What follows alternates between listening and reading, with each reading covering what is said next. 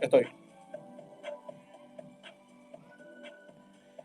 Buenas tardes, señoras y señores. Estamos en una emisión más de Artículo 26 a través de Radio Chaco Boreal, la 1330 de tu dial. En este momento son las 17 horas y 6 minutos.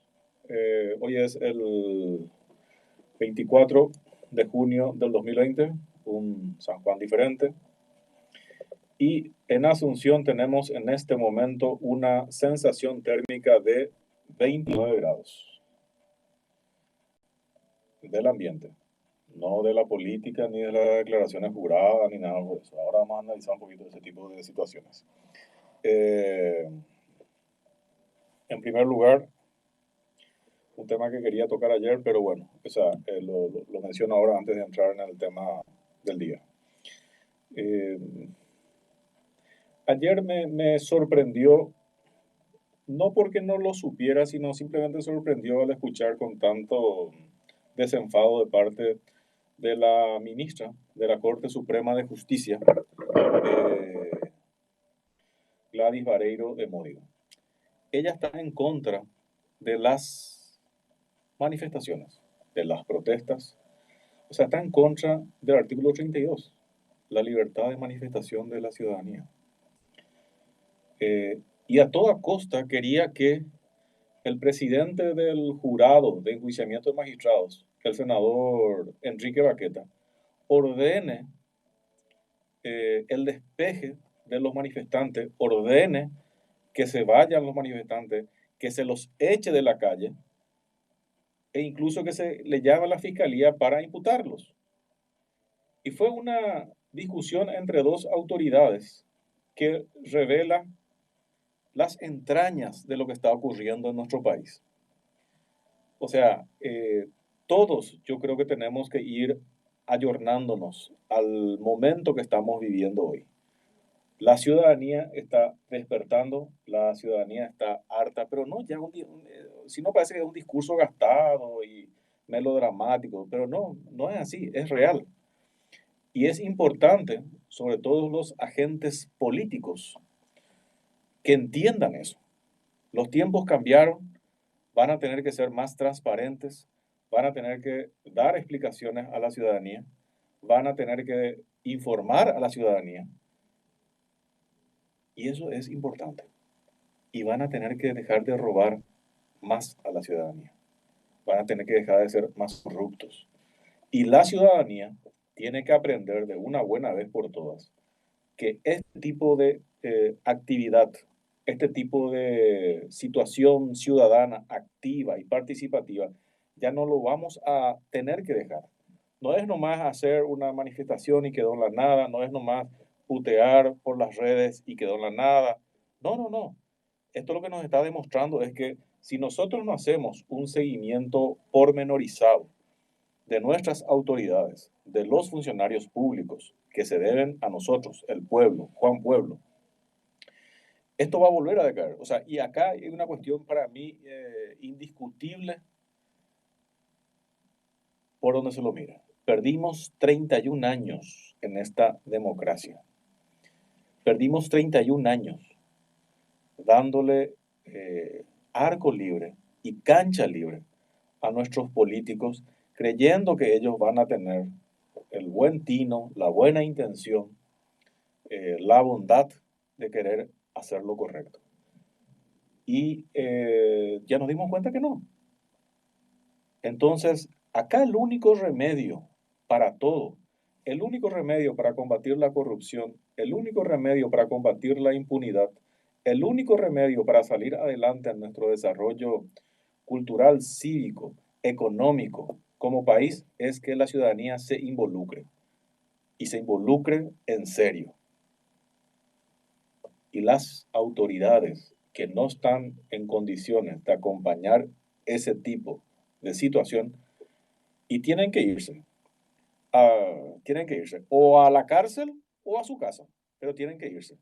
O sea, acá lo que tenemos que instalar, señores conciudadanos, es que ya no podemos permitir funcionarios públicos y autoridades públicas atorrantes. Y eso tienen que entender la gente. Y solamente va a entender involucrándonos nosotros como ciudadanos. Así nomás de sencillo es. Y a las pruebas me remito, a las pruebas me remito. Y vamos a pasar ahora a otro tema, concatenado con lo que acaba de decir, con lo que acabo de decir. Hoy es un día interesante desde el punto de vista de sentir, de palpar, de ver, de valorar lo que significa la transparencia.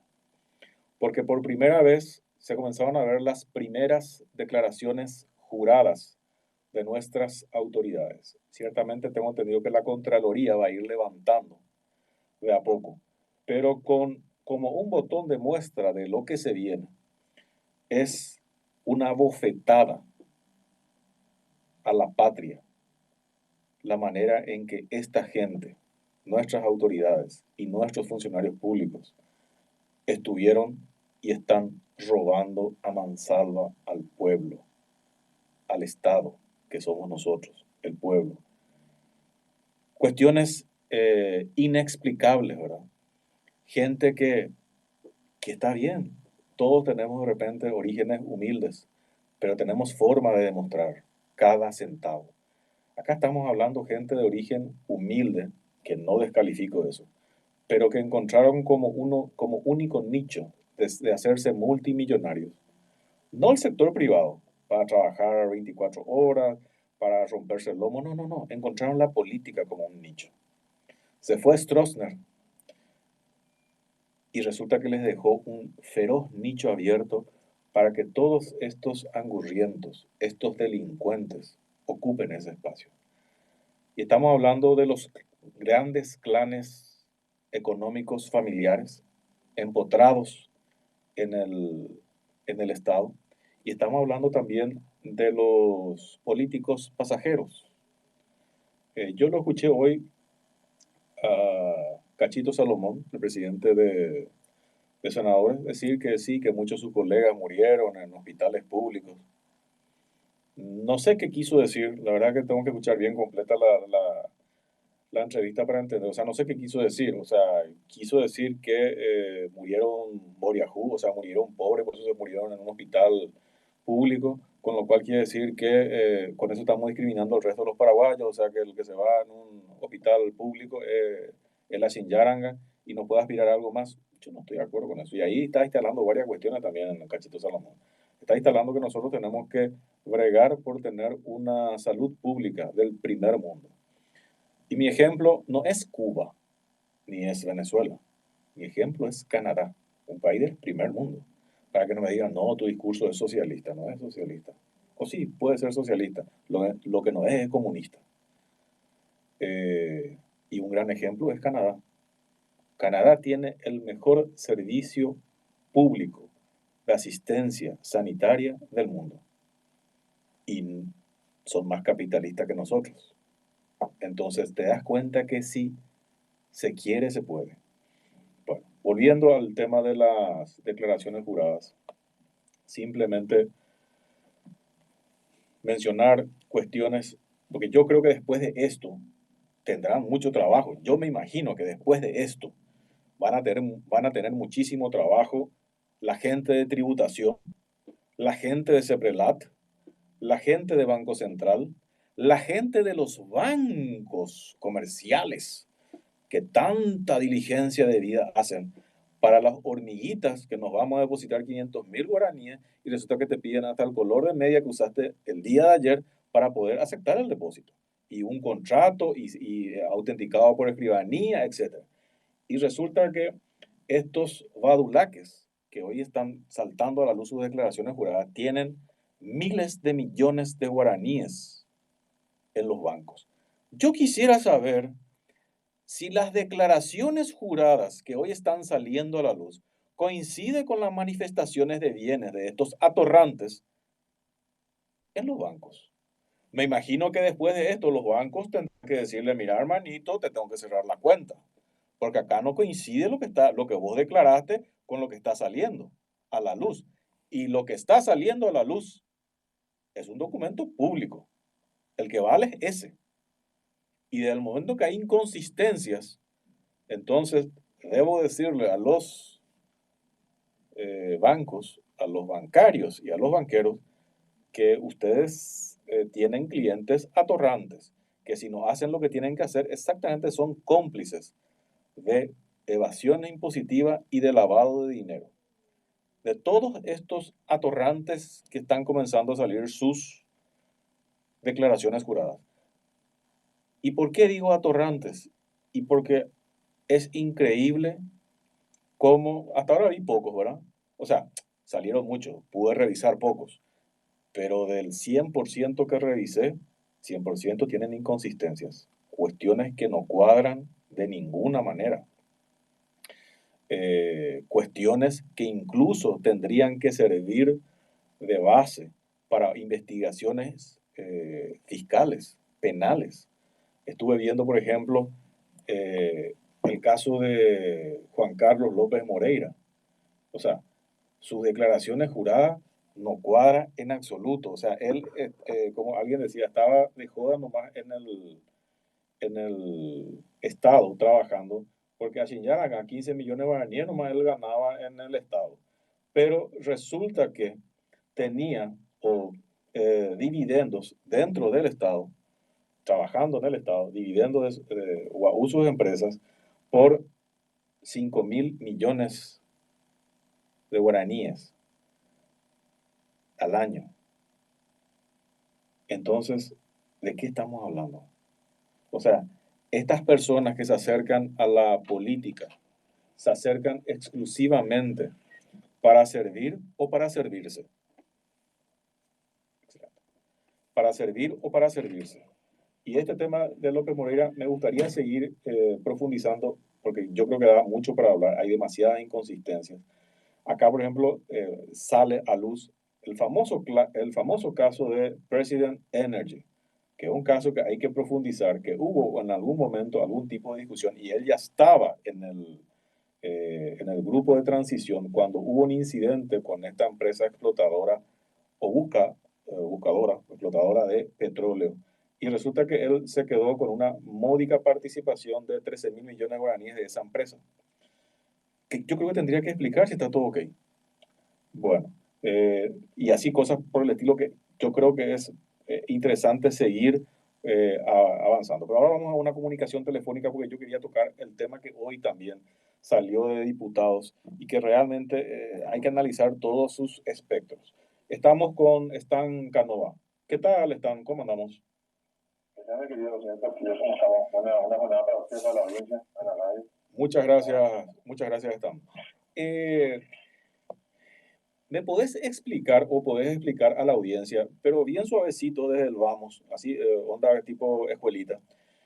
El tema este del 40% de preferencia, ¿es positivo, es negativo, ayuda a la producción nacional, complica a los pymes, complica las importaciones? Yo ya escuché de todas las teorías, de todo, ¿verdad? Que al final era luego un proyecto de Scavone, que al final no es de Scavone, que al final es de Horacio Cartes para el tema de su cementera, etcétera. O sea, ¿cuál es la implicancia real de este número del 40%? Porque primera cosa que quería amiga a toda la audiencia, cada acción que toma el gobierno o cualquier empresa privada o ente regulado, vamos a decir, ¿verdad? Siempre va a haber ganador y perdedor, gente que se beneficia y gente que no se va a beneficiar. O ante cualquier elemento o evento financiero o económico que también va a pasar lo mismo. Ahora, por ejemplo, ahora, mi querido Hugo, para como introducción nada más, el dólar sube. Mucha gente evidentemente está perjudicada por la subida del dólar, pero también hay gente que está beneficiada por la subida. Tiene, por ejemplo, los exportadores. La gente que tiene una creencia no va a estar beneficiada ahora. Pero eso es una introducción. Esto que me decís, para que la gente vaya instalándose en el tema, tienen que primero leer la ley 4.558, que es bastante corto. Yo puedo pasar la producción, la ley es bastante cortita, tiene como ya artículos. Y esa es la que hoy salió aprobada por diputados, ¿verdad? no, eso que se lo aprobó hoy diputado es una modificación de esta ley. Otra vez. Un artículo que se modifica es una ley preexistente.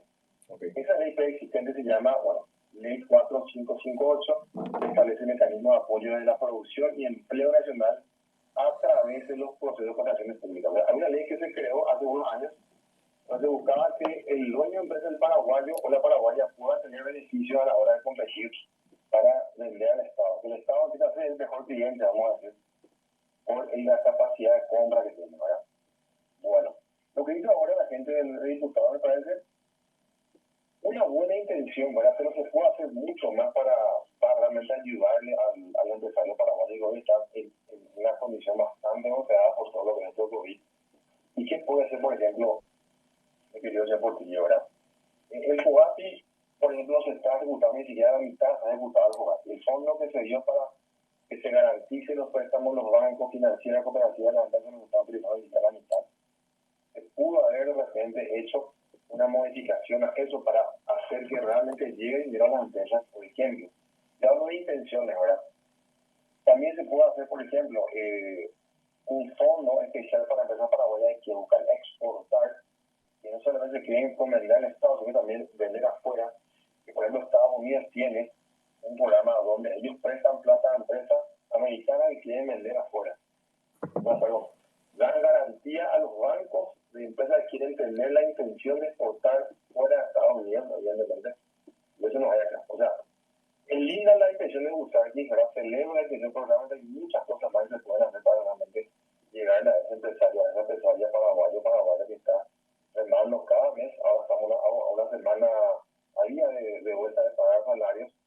Hay empresas que no pueden pagar, a buenas penas, otras no, porque sigue la crisis ahora por el COVID. Y eso ayuda, por supuesto, de cierta manera, va a ayudar, va a permitir que una empresa paraguaya instalada que produce en Paraguay va a tener preferencia por vender al Estado sus productos. Y no importa que básicamente el que trae el producto y tiene tal vez menos cantidad de mano de obra, honestamente es traer y colocarlo, ¿verdad? No hay un proceso de producción. No se le está excluyendo, pero si van a hacer preferencias más libres que está acá en Paraguay, dando mano de obra. O sea, acá lo que busca es Están, la creación de empleo y la mantención de empleo. Porque, por ejemplo, una consulta te quiero decir, una consulta te quiero hacer. Podemos poner un ejemplo, qué sé yo, estamos hablando de geniolitos. Me imagino que un genérico, etcétera, se puede hacer acá o se puede importar y se quiere licitar al Estado. ¿Qué significa realmente ese 40%? O sea, si yo soy empresa paraguaya y cotizo 10 guaraníes y yo soy empresa importadora, traigo afuera y no sé, cotizo a 9 guaraníes, ¿cómo realmente funciona ese 40%? El prorrateo se va a hacer más del 40% hacia la empresa paraguaya. Ponerle, vos tenés que comprar como Estado, ponerle 1 millón de unidades X. Sí. Bueno, 40% como ya tiene una especie de cupo ya la empresa paraguaya que va a colocar ahí. Hay también un margen también de especie que se va a manejar, también está la ley original que se estaba mencionando, pero para hacerlo así sencillo, como te dije ahora, básicamente dar un prorrateo, un cupo a la empresa paraguaya. Por más que tal vez sí sea un poco más caro, hay un indicador también que habla de eso, igual tiene que hacer la prioridad a la empresa paraguaya para que esa empresa pueda colocar su producto en el Estado ahora.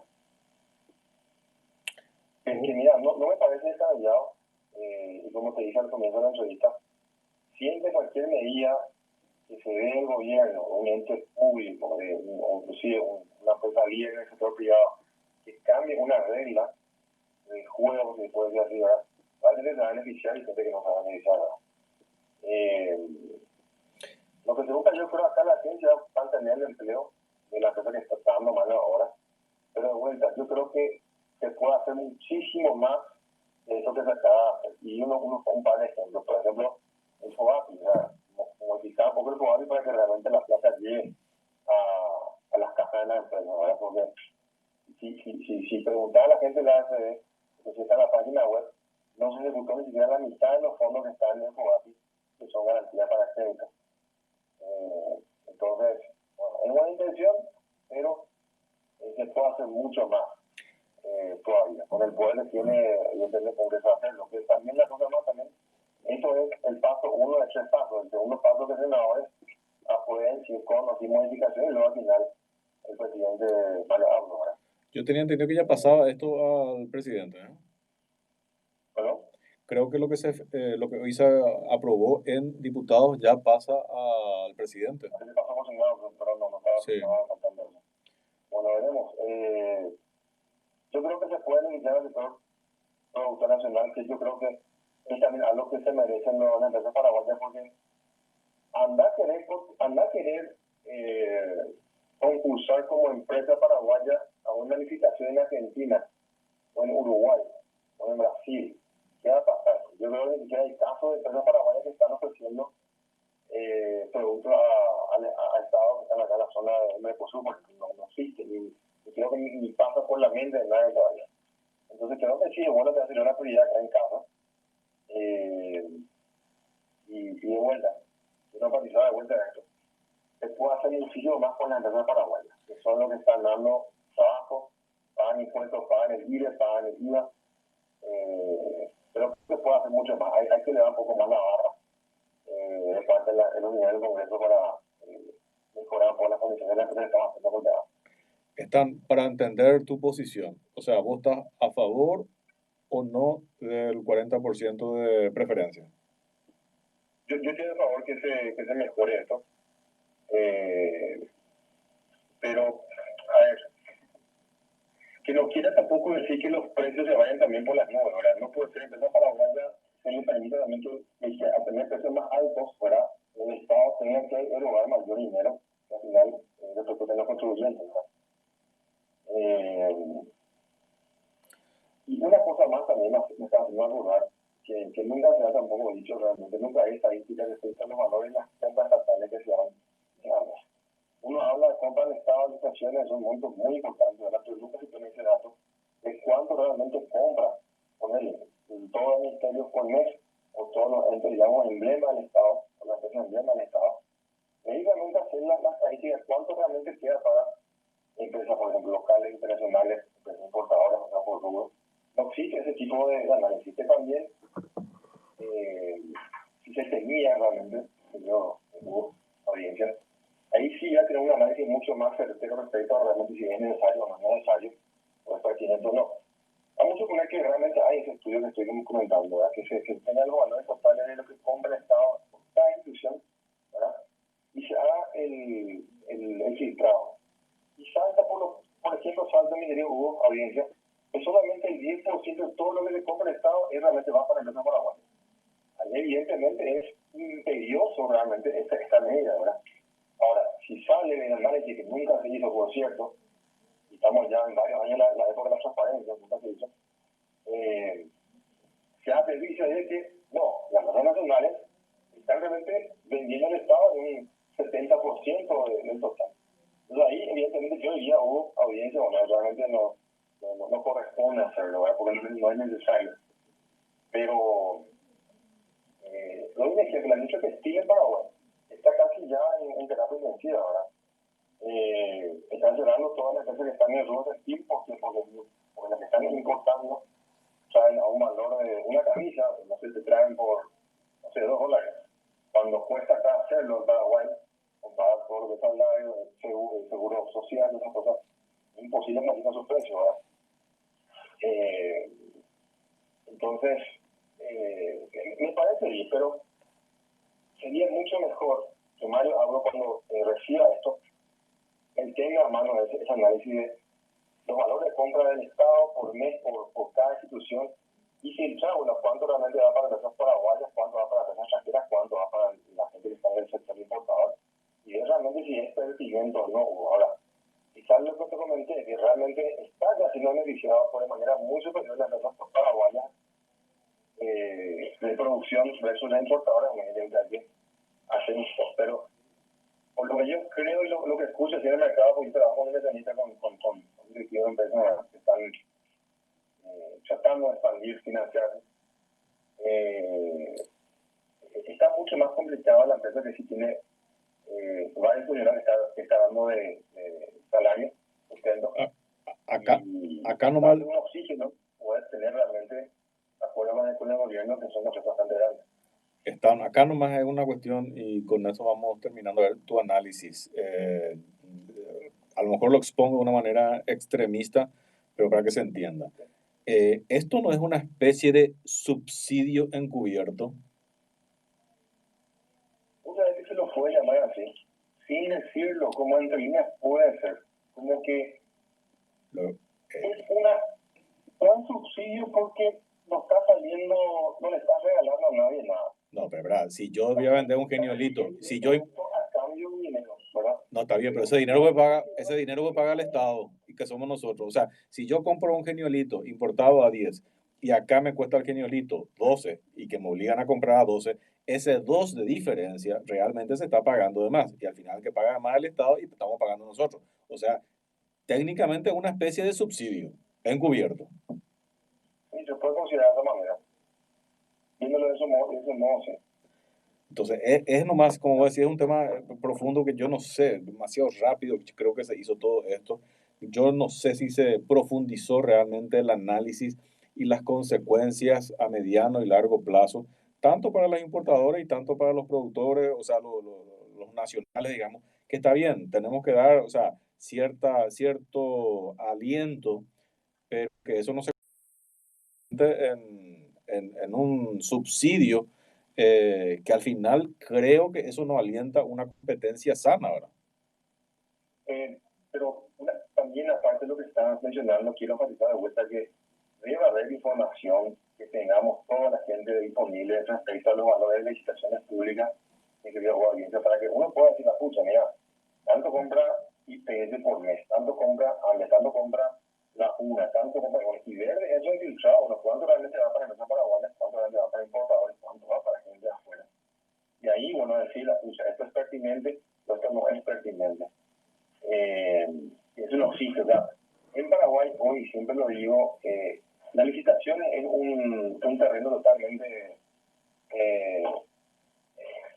está totalmente, digamos, fuera del alcance de todos todavía, a pesar de que estamos de acuerdo a la transparencia. No hay información respecto a los valores de licitaciones que sea así, digamos, bien digerido para que nosotros los ciudadanos podamos mirar un poquito cómo está manejando el carta del Estado. Cierto, hay mucha información en salarios, pero no hay nada de lo que es compras públicas que es mucho mayor el monto que se maneja ahí. Y bueno, excelente, Stan. Yo creo que es un tema que se evaluó demasiado, o sea, se hizo demasiado rápido, no sé si se evaluó a profundidad, pero así como está, esto está como para salir, ¿verdad? Entonces, habría que ver cuáles son las consecuencias y ojalá que realmente las intenciones subyacentes sean genuinas para el país y que no sea simplemente una cuestión personal, particular, de uno o dos empresarios, ¿no? Pero que también, que se tenga también a mano de información para también nosotros que estamos al otro lado, los ciudadanos, podamos también decir, mira, me decían, porque pobrecito no estaban ni siquiera el 10% colocando las rentas ahí, ¿verdad? Pero no sabemos qué tanto, cómo está dividido el porcentaje de las compras del Estado. Y bueno, sí, la verdad que es un tema para seguir conversando, Stan. Y bueno, te agradezco muchísimo, Stan, por la comunicación telefónica y vamos a estar hablando de este tema que yo creo luego que se va a seguir conversando, sobre todo ahora que se le está dando cierto formalismo de que va a salir. Perfecto. Mucha, Y a la audiencia, bueno, a la hora de sentarse. dale, muchísimas gracias, Stan. Bueno, así estábamos con Stan Canova, economista, que estábamos conversando sobre el 40% de preferencia, que bueno, está bien, o sea, mi punto de vista es básicamente, es una pregunta, realmente son los entendidos, los que más conocen esto, que sería bueno que me respondan o me digan o expongan de la manera más sencilla posible al pueblo, a nosotros, en qué consiste realmente este 40% y si realmente no es una especie de subsidio encubierto. Nosotros vamos a una pausa y volvemos enseguida.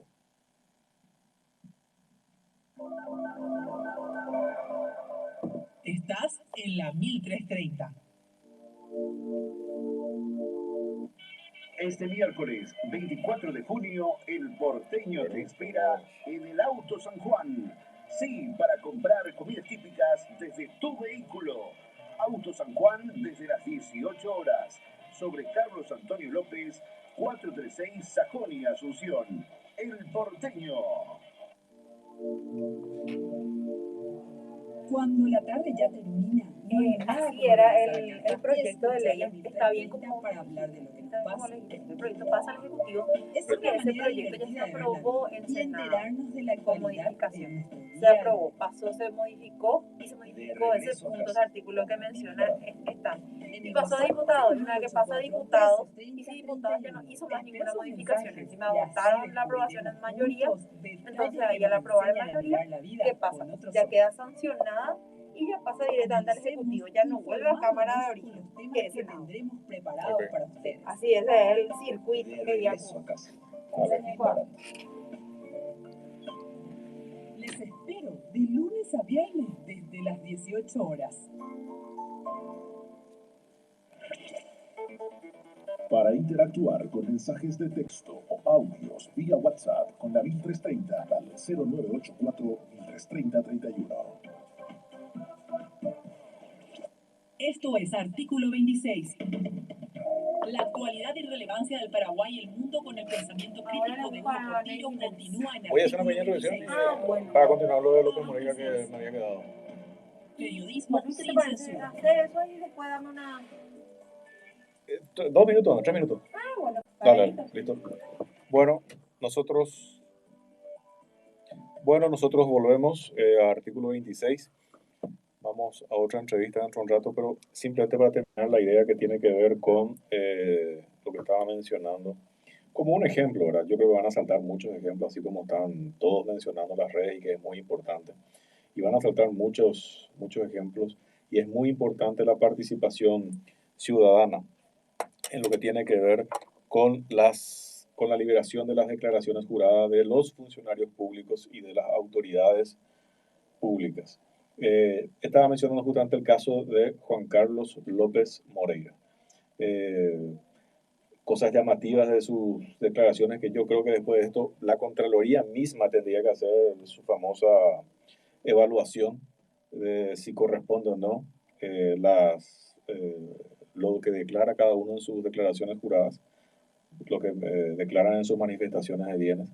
Y ahora, al ser público todo esto, lo que ya mencioné, o sea, una vuelta a la tuerca en el sentido de que los mismos bancos en los cuales están operando estas personas tendrían que cotejar las manifestaciones de bienes que presentaron estos personajes a ver si coinciden realmente, porque estamos hablando en algunos casos de valores siderales y cosas que de repente no cuadran, ¿verdad? O sea, tener ingresos por 5.000 millones al año y resulta que uno no ve, por ejemplo, el IRP que corresponde a eso. O sea, no hay que ser muy lúcido para saber que esto es un lindo caso para el doctor Oscar Orue y para que analice un poco el tema de tributación. Si tenían inconvenientes para el tema de recaudación, yo creo que con la liberación de estas declaraciones juradas tienen un lindo nicho y bastante gordito, así por lo que veo, porque cada uno tiene una cuestión extraordinaria en sus declaraciones juradas que no sé para qué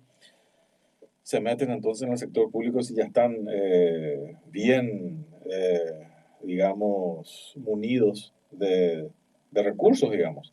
O sea, evidentemente la explicación es una sola, simplemente para seguir acumulando más activos. Yo no sé si realmente hay una preocupación por la ciudadanía detrás de esto, pues sí son cuestiones llamativas y sí son cuestiones que se tienen que profundizar. Cada cosa, las declaraciones, los inmuebles, los vehículos, los ingresos, el pago de impuestos, o sea, es un tema muy rico en información para todos, tanto para tributación y tanto para la CEPRELAT. Este es el famoso tema que siempre hablábamos de la corrupción en el sector público. Y acá hay evidencias más que sobradas de ese tipo de situaciones. Y también yo creo que lindos casos para ir profundizando, ¿verdad? En algún momento se mencionó, yo recuerdo que salió en algún medio de comunicación el incidente con, qué sé yo, en el caso particular de lo que veo acá en la manifestación de bienes de Juan Carlos López Moreira, el caso este de President Energy. Y había sido que sí tiene participación López Moreira, ¿verdad? En su momento se habló de que había ciertas negociaciones, casi llegando a ciertas cuestiones cuasi extorsivas. Tendrá que responder, simplemente tendrá que dar la cara y tendrá que responder, ¿verdad? Otra cuestión, y que es llamativa por más de que le quieran dar vuelta, el señor López Moreira, por ejemplo, tiene participación en Royal. Perfecto, que hasta ahora sí uno podía decir, sí, era una especulación, era un decir, etcétera, ¿no? Ahora tenemos la declaración concreta de que sí es el dueño de Royal Seguros. Y entonces es muy sencillo. Resulta que López Moreira, siendo funcionario público, es dueño de Royal Seguro, resulta que dice, no, nunca operé con el Estado. Pero verán un poco, o sea, el Ministerio de Obras Públicas y Comunicaciones, al mando como títere de Jiménez Gaona, porque realmente manejaba a López Moreira, toma las decisiones de las licitaciones, resulta que le da como ganador a Motangil. ¿Quién le da el seguro a Motangil? La empresa de López Moreira. Si eso no es tráfico de influencia, ¿qué es? O sea, tan angurriento, pero hasta en esos centavos de estar escudriñando. No, no. Eso ya no es, o sea, es muy deprimente y yo creo que es motivo de análisis, motivo de investigación por parte de la Fiscalía. O sea, si yo estoy al mando de la autoridad pública que tiene que estar direccionando las licitaciones y a su vez yo soy el dueño del seguro que le da seguro a la empresa ganadora, entre comillas, direccionada por el estamento del Estado. Y es un tráfico de influencia. Para mí es un tema penal, o sea, sencillo es. Y por más de que se quieran encubrir, por más de que hasta ahora la fiscalía no fue capaz de llamarle a Jiménez Gaona, a Esteban Sarú y compañía, tarde o temprano, esto se tiene que revelar y se tiene que develar. Y hay cosas que no cuadran, o sea, ¿cuál sería el interés de una persona demasiado servicio comunitario? Que puede ser también, lo pongo en duda nomás. Tanto el servicio comunitario de una persona quiere hacer que teniendo un dividendo de 5.000 millones, según lo que declara López Moreira, se va a querer ganar 15 millones de guaraníes en la función pública. Y también habría que ver qué pasa ahí, ¿verdad? Con esos dividendos. O sea, ¿es correcto, no es correcto? ¿Es legal, no es legal? O sea, yo me voy a la función pública, pero sigo recibiendo. O sea, en otros lugares creo que se hacen, y creo que el presidente chileno en algún momento lo hizo como en forma de fideicomiso, pero todo blindado y todo transparentado como tiene que ser. Acá puede haber movimiento de plata de cualquier cosa. O sea, detrás de ese ingresos de las empresas pueden venir una cantidad de coimas, puede venir una cantidad de cohechos que se encubren nomás con ingresos. Ahora habría que chequear todos estos ingresos que declaró acá López Moreira, 5.000 millones de ingresos anuales, con cada uno de los balances de las empresas que él mismo declaró, a ver si realmente coinciden y si da y cuadra realmente eso. O sea, es un trabajo muy interesante, pero yo creo que van a caer muchos delincuentes con esto, si realmente existe la voluntad política, como creo que ya estuvieron mencionando. O sea, si realmente la impunidad sigue así como está, no sirve de nada esto, simplemente sirve como una anécdota y para sacarnos la mascarilla de quiénes son delincuentes y quiénes no. Si realmente la justicia no funciona, esto queda en el opareí total. Pero la justicia tiene que funcionar. Esto para lo único que sirve, para lo único que sirve es para escracharlo y que de repente, bueno, ahora luego no se puede salir a comer, ¿verdad? Pero de repente cuando se iban a un restaurante o lo que sea, por lo menos que le digan badulaque, o por lo menos, o sea, hacerle ver que la ciudadanía, por más de que sea impotente de procesarlos, realmente no somos pelotudos para no darnos cuenta que hay una corrupción galopante detrás de todo esto. Entonces, ese es tocando un solo tema, ni hablemos de la cantidad de otras cosas que están saltando y que se están instalando con todo esto. Pero, repito, la ciudadanía es la que sale beneficiada, pero si no hay un acompañamiento de la justicia, del Ministerio Público y del Poder Judicial, esto sirve solamente para onda farandulera. Nosotros vamos a tratar de entrar en comunicación enseguida para seguir con el tema este del 40%. Pero bueno, entonces, simplemente siguiendo con la cuestión esta de las declaraciones juradas, tenemos un compromiso como ciudadanos de realmente ayudar a las mismas autoridades, digamos que están todas sobrepasadas, que no tienen la cantidad de gente necesaria para analizar todo esto, pero es un lindo tema, es un lindo trabajo práctico incluso me imagino que las universidades y las facultades tendrían que usar esto como un lindo trabajo práctico, ¿verdad? O sea, estamos hablando desde el tema de contabilidad, el tema de auditoría. O sea, las universidades tendrían que aprovechar este tipo de información, porque son casos reales. Resulta que cuando uno se va a formarse, sobre todo qué sé yo, acá o en el exterior, que nosotros estamos los famosos casos. O sea, para no hablar o inventar una situación, se toman casos. Esto, por ejemplo, hoy se convierten en casos reales. Tenemos manifestaciones de bienes, declaraciones juradas inconsistentes, por donde se lo mire.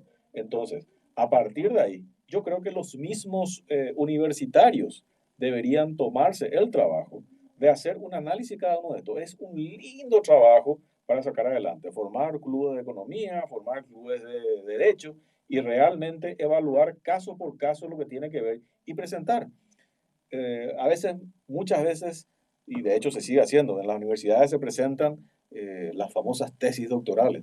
Las tesis doctorales está bien en la mayoría de los casos, para mí en la mayoría de los casos no sirve. No, no es que está bien, realmente en la mayoría de los casos no sirve. Para mí estos son casos concretos donde tendrían que dedicarse muchas tesis doctorales, porque es casos reales, casos concretos, no estamos hablando de posibles hipótesis, teorías que se pueden ir dando. Acá estamos hablando de hechos reales, de inconsistencias, de situaciones cuasi delictivas que se están evidenciando con todo esto y que realmente no cuadra por ningún lado, ¿verdad? ¿Y por qué esto es importante hacer? Más que nada es importante hacer para enviar un mensaje a los que deciden meterse en la función pública. Ya no hay lugar para malhechores, ya no hay lugar para delincuentes, ya no hay lugar para vivitos. Yo creo que con el tema de las declaraciones juradas, que de hecho ya había saltado en su momento el caso de Daniel Correa o el caso de Benigno López. O sea, son inconsistentes por donde se lo mire. O sea, en el caso de Benigno López, si mal no recuerdo, él entró en la función pública para perder plata. O en el caso de Alberto Martínez, presidente de la Corte Suprema de Justicia, resulta que entró en la función pública para perder activos. O sea, que ya es el otro extremo de ser badulaque. Pero acá tenemos la otra situación. O sea, son inconsistentes por un lado o por otro, porque se quieren hacer de los extremadamente santitos que no cuadran, que entran simplemente para perder plata, o estos otros que creyeron, o sea, los de Moreira y compañía, creyeron que nunca iban a salir a la luz sus declaraciones, entonces dijeron escribieron y expusieron cualquier huevada. Pero ahora es importante que este trabajo se haga. Y acá tenemos, o sea, lindo trabajo para Carlos Arregui, lindo trabajo para Oscar Orwell. Si ustedes estaban viendo de dónde sacar plata que no tienen, que el impuesto, lo que sea, acá creo que hay muchísimo para que realmente vaya dinero a las arcas del Estado. Y también es muy importante que las famosas 12 leyes antilavado o 13 leyes antilavado que hayan salido, bueno, que se analice todo este tipo de acá realmente hay cosas que no cuadran y hay situaciones que se tendrían que profundizar sobremanera, ¿verdad? O sea, inclusive si uno ve la composición de las manifestaciones, estoy tocando simplemente un ejemplo porque resulta que cada uno agarró y un ejemplo, o sea, hay ejemplos de todo, de Marito no cuadra, de Horacio Cartes no cuadra, de Hugo Velázquez no cuadra, de Fernando Lugo no cuadra, de José Enrique García no cuadra, de Gladys Vareiro de Módica no cuadra, o sea, pero tenemos que ir dedicándonos uno a uno y caso por caso, ¿verdad? Y es muy relevante y muy importante ver y evaluar cómo se dieron estos números, cómo llegaron a ser estos números y cómo se dio realmente. Ese es el valor trascendental que tiene que tener todo esto. Y también, todavía no salió, pero me imagino que va a salir el de Nelson Valiente, que trabajó muy de cerca con López Moreira justamente en lo que tiene que ver con aduanas.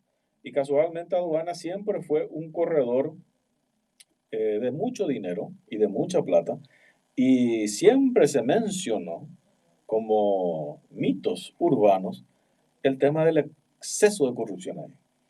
Este es un lindo caso para ver y para analizar qué es lo que pasó. Porque, y esto ya lo digo, no es para tocarlo ahora ni a corto plazo, pero acá después tenemos que dar un giro la tuerca y tenemos que ir al primer entorno de cada uno de estos badulaques. Porque una cosa es lo que declaran para sí y después comienzan a meterla a toda la familia, al clan, a los amigos, a los familiares políticos, etc. Entonces, esto tiene que servirnos como ciudadanos para involucrarnos. Y también tiene que servir como ejemplo para los que se quieran meter en la política, que efectivamente lo hagan como un servicio comunitario, como una vocación, no simplemente como un nicho para ir a hacer negocios y para facturar y para joderle la vida al resto de los ciudadanos que tratan de salirse adelante con todas las reglas, tratando de cumplir a cabalidad, etc. Esto acá, estos números, yo les aseguro, los casos que hasta ahora estuve viendo y tocando el caso particular de López Moreira, él no lo puede sostener. No lo va a poder sostener de ninguna manera. Incluso yo recuerdo cuando se le había llamado por el caso Messer y se le había mencionado, se le había preguntado en la comisión bicameral de investigación del caso Messer, se le había preguntado sobre su cancelación de cuenta en el exterior. Porque tenía una cuenta en el exterior que aparentemente se mencionó que la habían cancelado justamente porque se había filtrado de fuente fidedigna del exterior que decidieron cancelar la cuenta porque habían cuestiones que no cuadraban entre sus ingresos, sus manifestaciones de bienes y su nueva función.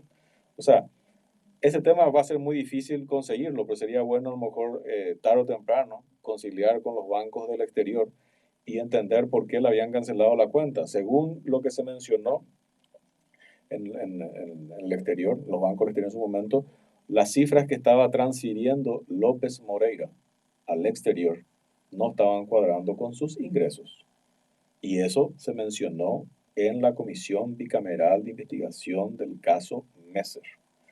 Lastimosamente nomás, y ahí tengo que ser crítico con el senador Jorge Querey, porque creo que él estaba presidiendo en ese momento, y que, o por lo menos el que le estuvo haciendo las preguntas, no fue tan incisivo para profundizar ese tipo de situaciones, porque es un tema grave.